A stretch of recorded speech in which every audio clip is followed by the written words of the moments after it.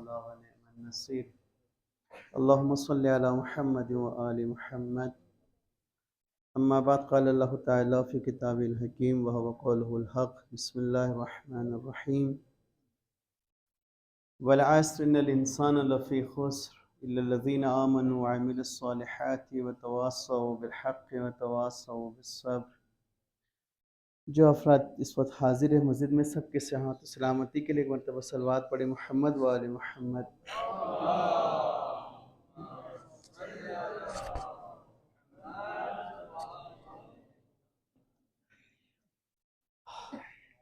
हमारा मौजू जहाँ से शुरू हुआ था, आज हम इंशाअल्लाह उसको एक मरतबा दोहराएंगे। फिर परसों से या इतवार वाले दिन से हम इमाम हसन अलैहिस्सलाम की इमामत की बहस करेंगे। कुछ बुज़ुर्गों का एक दो मरतबा ये आया है कि आप बल्ती में बात करें, तो असल में हम पढ़ाते हैं उर्दू में, तो बल्ती में फिर थोड़ा मुश्किल हो जाता है इस्लाहात को जमा करने में। कोशिश करते हैं इंशाअल्लाह कि हम दोनों को साथ लेके चलें। तो पहले आज एक मसला बयान करते हैं, इंशाअल्लाह कोशिश करेंगे इससे आगे हम फ़िक़ही मसला भी आपकी खिदमत में अर्ज़ करता चलूँ। ये जो हम सलाम पढ़ते हैं नमाज में, अस्सलामु अलैका अय्युहन नबी व रहमतुल्लाहि व बरकातहू, दी सलाम पसूले बेन गदा से दी सलाम पसूले बेन जो पैगंबर शाकुल बेन हैं इति आपस में यहाँ सलाम बेन इतने अस्सलामु अलैका अय्युहन नबी व रहमतुल्लाहि। हाँ, तो दे वाखला यरी नियत इन तो पोस्ट में गादी पैगंबर ले सलाम बेन इतने देना अस्सलामु अलैना व अला इबादिल्लाहिस सालिहीन।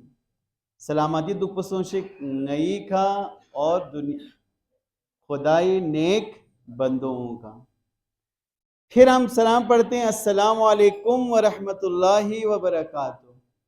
ये सलाम किसको करते हैं? नहीं, हाज़रीन किया तो सबको जवाब देना पड़ेगा, फिर जवाब देना वाजिब है ना। हाँ, ये सलाम तमाम अंबिया अइम्मा अलैहिस्सलाम औलिया अल्लाह, अल्लाह के नेक बंदे, उसको जहन में रख के करना चाहिए। नमाज तो सही है लेकिन इसका सवाब नहीं मिलेगा जब तक आप जहन में नहीं रखेंगे। जैसे अभी तक हम अस्सलाम वालेकुम कह रहे हैं और नहीं पता हम किसको सलाम कह रहे हैं, तो नमाज तो बातिल नहीं हुआ है, नमाज आपका सही है, लेकिन जो इस सलाम का सवाब है वो नहीं मिला है। वो कब मिलेगा? जब आप अस्सलाम वालेकुम व रहमतुल्लाहि व बरकातहू कहें, तो उस वक्त आपकी नियत में क्या हो? तमाम अंबिया औलिया अल्लाह अइम्मा अलैहिस्सलाम उनकी खिदमत में ये सलाम पेश कर रहे हैं। ठीक है, तो इंशाअल्लाह आइंदा जब हम नमाज पढ़ें तो दी चीज़ को जहनी खुश हो जाए। अच्छा, हमारा मौजू शुरू हुआ था इंसान से। इंसान को खुदा ने इंसान बना कर नहीं भेजा है। इंसान जो से मताफिन इंसान बनने की सलाहियत दिया है उसे, वो कुव्वतें दी है, वो सिफात अता किया है कि जिसको इस्तेमाल में ला के वो इंसान बने। ठीक है, अब इसके लिए खुदा ने हमारे अंदर मुख्तलिफ सिफात रखी है, मुख्तलिफ सलाहियतें रखी है, जिससे हम अपना भी ख्याल करें, दुनिया को भी आबाद करें और कमाल की तरफ भी जाएं। लेकिन इन सिफात का बराबर रहना लाजमी है। इनमें से कोई हद से आगे बढ़ गया, कोई हद से पीछे चला गया, तो फिर हम अपना कमाल का सफर जारी नहीं रख सकते। मसलन इंसान के अंदर हुब्बे माल है, माल से मोहब्बत, ये खुदा ने रखा है। हुब्बे नफ्स से, अपने आप से मोहब्बत करना, हुब्बे ज़ात, ये खुदा ने रखा है। अच्छा, हुब्बे औलाद है, अपने औलाद से मोहब्बत, हुब्ब मनसब है, मनसब मुकाम से मोहब्बत, जो कहीं आपको हमको कहीं भी छोटा सा मनसब मिल जाता है, हमें उससे मोहब्बत हो जाती है। ये खुदा ने रखा है इस मकाम तक पहुंचने की, मनसब तक की। इसी तरह से हुब्ब हाकिमियत, हुक्म करने की मोहब्बत, हुकूमत करने की मोहब्बत, हाकिम बनने की चाहत, ये खुदा ने हमारे अंदर रखा हुआ है यकसी खुदा से। जो तोफ़ो मसलन गुस्सा, गुस्सा खुदा ने रखा है, गजब, कुव्वत गजबिया खुदा ने हमारे अंदर रखा हुआ है, कुव्वत शहविया, शहवत, ये खुदा ने रखी है। ये सब, इनमें से कोई चीज हमने पैदा नहीं किया है, ना कहीं जाके हमने खरीद के लाके फिर अपने जिस्म में दाखिल किया, नहीं, ऐसा कुछ नहीं है। ये सब पहले से है हमारे पास, खुदा क्या था, इसी को फितरत कहते हैं। ये सब खुदा ने रखा हुआ है हमारे अंदर, और इनमें से कोई चीज बुरी नहीं है।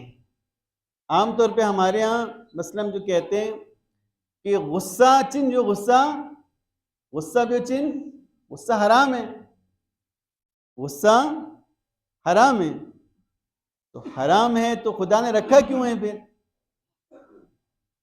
अगर हराम है तो रखा, गुस्सा हराम नहीं है, गजबनाक होना हराम नहीं है। हराम ये कि गजबनाक आपने किधर होना है, वहां देखने है हराम।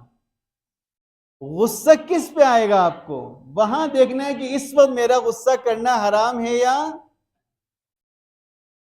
बस समझ में आ रहे हैं? गजबनाक होना, किस वक्त आप गजबनाक हो, वो मरहला है फैसला करने का, इस वक्त मुझे गुस्से में आना चाहिए या नहीं आना चाहिए।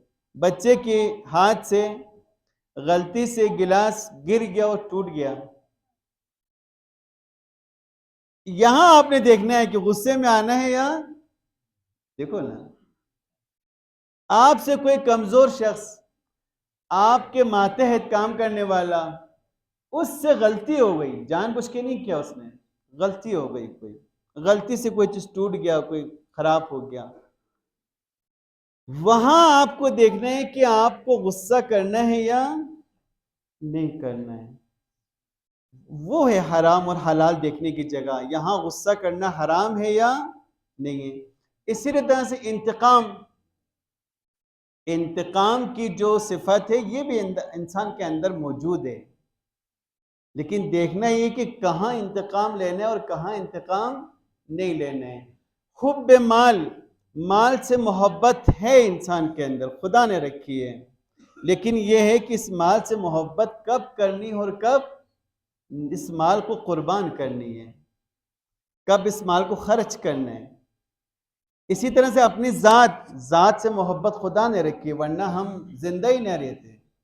अगर इंसान को अपनी ज़ात से मोहब्बत ना हो तो वो बढ़ते ही नहीं, सही है।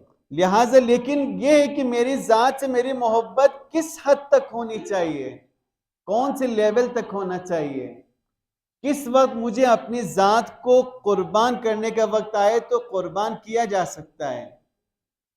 तो ये चीज़ आपको देखना होगा, इन तमाम चीज़। इसी तरह से हुब्बे औलाद, औलाद से मोहब्बत खुदा ने रखी है, लेकिन ये मोहब्बत कितनी होनी चाहिए, किस तरह से होना चाहिए, किस हद तक होना चाहिए, इन तमाम चीज़ों को संभालने वाली, समझाने वाली, सिखाने वाली चीज़ का नाम है दीन इस्लाम।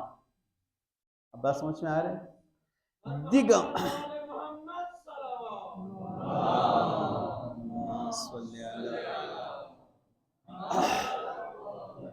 दिगामा खुदी खास जगह है या को खास मुकाम एक महदूद बे तरबियत बे उसूल कुनी मजमोला इस्लाम ज़िरबिन, इस्लाम दीन इस्लाम तो ज़िरबिन, बस जो अल्लाह से सब ज़रूरत, सीखने की ज़रूरत है, खुद ब खुद नहीं आएगा, हम पे वही नाजिल नहीं होती है। लिहाजा हमें सीखना होगा, जाके समझना होगा और सवाल करना होगा, पूछना होगा, जो कि आमतौर पे हमारे माशरे में बिल्कुल, मैंने पहले भी अर्ज किया कि सवाल करने का हिस्स ही मार दिया है कि हम सवाल नहीं करते।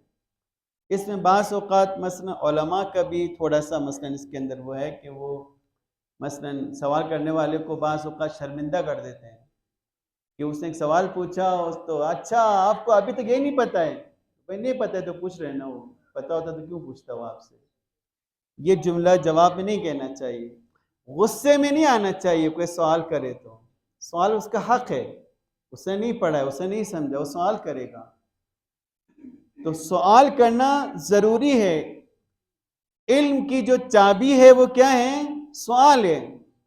आप यूँ समझ लें कि इल्म एक कमरे में बंद है, उस पर ताला लगा हुआ है, कैसे खुलेगा? सवाल करना होगा। इल्म की चाबी सवाल है। सवाल नहीं करेंगे तो किसी को नहीं पता।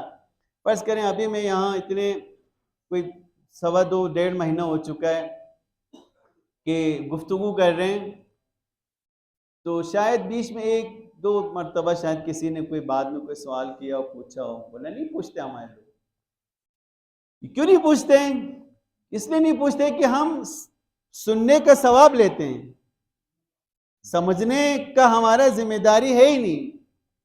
हम समझते हैं कि यहाँ हमने थोड़ी देर बैठा, सुन लिया, हमको सवाब मिल गया बस, और हमें कुछ नहीं चाहिए। ये नहीं हकीकत है। ऐसा कोई सवाब नहीं रखा अल्लाह ने कहीं पर भी। ऐसा कोई सवाब नहीं है जो आपको सुना और आपको मिल गया फिर आपने जेब में डाला और वो रह गया ना, ऐसा कुछ नहीं है। अगर बात समझ में नहीं आया है तो सिर्फ सुनने का कोई सवाब नहीं है, समझना ज़रूरी है। तो लिहाजा ये इंसान जो है ये मुख्तलिफ सिफात के मालिक हैं। इन सिफात को भी समझना होगा कि हाँ मेरे अंदर ये सिफात मौजूद है। मैं मफाद परस्त हूँ। मफाद परस्ती भी एक इंसान के अंदर मौजूद है। वो अपने फ़ायदे को देखता है, अपनी मनफात को देखता है। सामने वाले पूरी दुनिया का नुकसान हो जाए लेकिन मेरा फ़ायदा हो, ये इंसान के अंदर है। लेकिन इस मफाद परस्ती को, जो खुद ये मनफात परस्ती को बराबर रखना है, एक हद में रखना है। इसको आप खुला छोड़ देंगे तो इसका कोई आगे स्टॉप नहीं है। पूरी दुनिया आपको मिल जाए, आप फिर और ज़्यादा चाहेंगे, मैं अभी और भी मुझे मफाद चाहिए और फ़ायदा चाहिए और मनफात चाहिए। तो इन तमाम चीज़ों को कंट्रोल करने के लिए सबसे अहम बात दीन इस्लाम की तालीम, फिर आखिरत की याद, मौत को याद रखना, ये बहुत ज़रूरी है कि ये तमाम चीज़ें जो मैं समेट रहा हूँ ये यहीं रहेगा। मैंने जाना है, इसको याद रखना है। मौत को ज़रूर याद रखना है कि मैंने एक दिन मरना है, फिर मैंने एक दिन हिसाब देना है इसका। ये यकीन रख लें कि हमने एक दिन इन तमाम चीज़ों का ज़र्रे ज़र्रे का, फमन यअमल मिस्काल ज़र्रतिन खैरन यरा वमन यअमल मिस्काल ज़र्रतिन शर्रन यरा। एक मिस्काल ज़र्रा यानी कि उससे छोटा हो नहीं सकता, उससे छोटा कोई ज़र्रा हो नहीं सकता। उसका हिसाब देना है आपने, वो अपने आंखों से देखेंगे आप। इसको याद रखना है। ये याद हमें बुराई से रोकेगा। जब मफाद हद से बढ़ने लगेगा तो ये याद हमें रोकेगा कि मैंने हिसाब देना है, मैं एक जिम्मेदार शख्स हूँ, खुदा ने मुझे, मेरे लिए एक हिसाब किताब का दिन मुअय्यन रखा है। ये हमें रोकेगा। जब हमारे सामने शहवत आएगी, हुब्बे नफ्स आएगी, हुब्बे ज़ात आएगी, तमाम चीज़ें जब हमें हद से आगे ले जाना चाहेगा तो रोकने वाली चीज़ याद मौत है। मौत को याद रखे इंसान। तो ये तमाम चीज़ें हमारे अंदर मौजूद है। ये अगर हमने इनको हिसाब किताब में नहीं रखा तो इनमें से कोई भी एक सिफत बढ़ जाए तो वो हमें हलाकत में ले जाएगा, हलाकत में डाल देगा। इन सब को बैलेंस रखना है, बराबर रखना है। शहवत खुदा ने रखी है, हमने पैदा नहीं की है। क्योंकि खुदा ने कहा ये शहवत को एक ख़ास इसका हद में रहें, फिर वो जायज़ तरीक़ा है जिसको हम निकाह कहते हैं, वहाँ है वो, उस तरीक़े से आपने इस शहवत को पूरा करना है। ठीक है। तो ये तमाम चीज़ें हमारे मद्देनज़र रहा। इसीलिए अगर आप ज़माना इतना ख़तरनाक हो गया, किसी आलिम ने बहुत खूबसूरत जुमला कहा था कि जिस ज़माने में शादी अगर देर से भी होती तो कोई फर्क नहीं पड़ता, उस वक्त जल्दी करते थे। और आज जल्दी करना चाहिए, देर से कर रहे हैं आज, क्योंकि बहुत ज़्यादा हर इंसान के जेब में बुराई मौजूद है, हाथ में बुराई मौजूद है, सड़क पे बुराई नज़र आती है। पहले हमारे बल्तिस्तान में ऐसा नहीं था, लेकिन शादियां जल्दी होती थी। अब मुसीबत में गिरफ्तार हो चुके हैं, शादी हम देर से करते हैं। अभी मसलन नौकरी नहीं मिला है, अभी सबक ख़त्म नहीं हुआ है। मैं कभी कभी मैट्रिक क्लास में जिक्र करता हूँ, यकीन जाने लड़के कहते हैं हम आपको अपने अब्बा के पास ले जाएंगे, हम हमारे अब्बा को बताएंगे, क्योंकि हम तो करना चाहते हैं वो नहीं करते। बुराई तो चीज तो है नहीं है। देखो ना, एक इंसान को भूख लगती है, उसको खाना चाहिए, खाना चाहिए उसको। अगर उसको हलाल खाना नहीं मिलेगा तो वो हराम खाना ढूंढ के खा लेगा। तो ये एक बहुत बड़ा हमारे माशरे में एक जो हम बाज़ औक़ात मसलन परेशान होते हैं, बेहयाई बढ़ रही है, मसलन बेगैरती बढ़ रही है, फलां ये हो रहा है, तो इसकी बड़ी वजह है। वजह ये कि शादियां नहीं हो रही है। शादियों में हम रस्म व रवाज के कैदी बन चुके हैं। और बाप बेचारे जब हिसाब लगाता है कि मैं बेटे की शादी के लिए हिसाब लगा रहा हूँ, तो वो फिर उसी में परेशान हो जाता है। कोई यही परेशान तो जो आमा हिसाब तंजु गामा अगार न पूरा बेटे बस जो गामा ngदंग गामी मसला इंतजू मिंगची मसला में मिंगंगी से मसला में सबका मसला है ये। तो हम सब मिल के इसको हल कर सकते हैं कि हम सब मिल के रस्म रवाज को तोड़ें, ख़त्म करें, आसान करें शादियों को। रस्म रवाज के चक्कर में हम ना रहे, अपने जवानों को गुनाहों में गलता ना करें। तालीम चलती रहेगी, कोई फ़र्क नहीं पड़ता है, पढ़ाई जो है वो चलती रहेगी, नौकरी मिल जाएगी इंशाअल्लाह, लेकिन इन दोनों की शादी कर सकते हैं आप। मैं सिर्फ एक वाक़या आपको सुनाता हूँ फिर ख़त्म। रहबर मुअज़्ज़म का एक वाक़या है कि आप तेहरान में आपका जो अपनी रहाइश है, वहाँ से एक पहाड़ी है, वहाँ रोज़ाना रहबर जो है तकरीबन उनकी ये वो कि वहाँ पे चहलकदमी के लिए जाते हैं। एक मरतबा वो चहलकदमी के लिए गए तो वहाँ बेंच पे सामने एक लड़का और लड़की बैठे हुए थे। तो आपने अपने जो साथ किसी को भेजा, इन दोनों से पूछो ये दोनों क्या है आपस में। उन्होंने जाके पूछा तो बताया कि हम दोस्त हैं और कुछ नहीं है। रहबर ने उनसे कहा कि इन दोनों का एड्रेस ले लो, इन दोनों के घर का एड्रेस ले लो। तो उन्होंने एड्रेस ले लिया और एक हफ्ते के बाद रहबर ने इन दोनों को बुला भेजा। जब दोनों हाजिर हुए, का पूछा क्या मसला है, कहा हम दोस्त हैं आपस में। कहाँ पढ़ते हैं, फलां यूनिवर्सिटी में पढ़ते हैं। कितने साल है और तुम्हारे यूनिवर्सिटी में और कितने साल बाकी है कोर्स का, कहा 3 साल बाकी है। रहबर ने वहीं उनका 3 साल निकाह पढ़ दिया। ठीक है, 3 साल का निकाह पढ़ दिया। अब तुम 3 साल तक मिलो, बैठो, बात करो, हलाल है, शरीयत ने तरीका राइज किया है। 3 साल के बाद तुम्हारा मूड हुआ, एक दूसरे को समझे तो पक्का शादी कर लेना, नहीं हुआ तो तुम अपने रास्ते पे जाओ, ये अपने रास्ते पे जाए। मिल रहे हैं, आ रहे हैं, जा रहे हैं, बात कर रहे हैं, लेकिन निकाह जो हमारे यहाँ हुस्न हमारे यहाँ तो ये चीज़ अभी चल रहे हैं जिसको हम मुतआ कहते हैं, यानी कि मुद्दती निकाह, 2 साल का, 3 साल का, 4 साल का, 5 साल का, 1 साल का, कि ये समझें, एक दूसरे से मिल के बैठें, बात करें। बात तो कर रही है, हमको पता है कि हमारी मसलन लड़की या हमारा लड़का फलां लड़की से बात करते हैं, बैठते हैं। तो जब हमें पता है कि ऐसा कर रहे हैं तो हराम से क्यों करने दे रहे हैं आप उसको हराम में मुब्तला क्यों कर रहे हैं। आप उनका निकाह कर दें और निकाह के बाद फिर वो गैरत वाला लकड़ी लेके मत घूमो। निकाह के बाद ये लोग मिलना चाहते हैं, बात करना चाहते हैं, इनको मिलने दें, बात करने दें इनको, ताकि वो हराम से बचें। तो आज तो बहुत मुश्किल है हराम से बचना, बहुत मुश्किल है। तो लिहाजा ये तमाम चीज़ें अगर हम शरीयत के मुताबिक हल करें, खुलासा बस दुआ करते हैं, अगर इस्लाम के मुताबिक हल करें तो हमारी तमाम मुसीबतें हल हो जाएंगी, तमाम मसाइल हल हो जाएंगे। हम इस्लाम को छोड़कर, दीन को छोड़कर खुद अपना हाल निकालते हैं। जब अपना हाल निकालते हैं तो मुसीबतों का दरवाज़ा खुल जाता है, फिर गुनाहों का दरवाज़ा खुल जाता है, गुमराही का दरवाज़ा खुल जाता है, लड़ाई झगड़े का दरवाज़ा खुल जाता है। दुआ करते हैं परवरदिगार की बारगाह में, परवरदिगार वो दीन जिसे तूने हमारी सादत और कमाल कर नाजिल किया, समझ कर अमल करने की तौफीक अता फरमा। परवरदिगार मोमिन मोमिनात जहाँ कहीं भी मरीज़ है शिफाए कामला अता फरमा, जो परेशान हाल की परेशानियों को दूर फरमा। परवरदिगार हमारी इस कलील इबादत के सदक़े में हमारे गुनाह कबीरा और सग़ीरा को माफ़ फरमा, हमारे मरहूमीन की मग़फ़िरत फरमा, मज़लूमीन जहाँ को फ़त्ह नुसरत अता फरमा, ज़ालिमीन जहाँ को नेस्त नाबूद फरमा। परवरदिगारा मज़लूमीन जहान मुस्तज़फ़ीन जहान दुनिया की तमाम सितम रसीदा इंसान तेरी आखिरी हुज्जत के इंतज़ार में, परवरदिगार अपने हुज्जत के ज़ुहूर में ताजील फरमा, हमें उनके आवान अंसार में शामिल होने की तौफ़ीक अता फरमा। बिरहमतिका या अरहमर राहिमीन। तमाम